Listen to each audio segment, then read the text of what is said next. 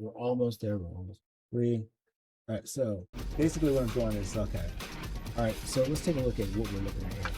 All right, so the first thing is the activity selection. If I want to read and copy a subfolder of a folder or that day, do that for another project. Like if somebody like says I have these folders or files, I need to name them. Well, suppose I might just want to get the names of the folders so I can do an analysis to see what I'm looking at. Another thing is like the folder creation, those are templates for what folders to create. And then the new folder creation is just a simple new folder creation.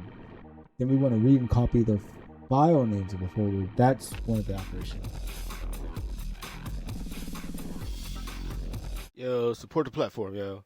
Buy a CD, hit the like button, share the video. Support the platform. Visit Tech Tinktronics on TikTok, Instagram, Rumble, and YouTube. Exclusive live streams by Tech Tinktronics. Fridays, 10 a.m. Eastern Standard Time.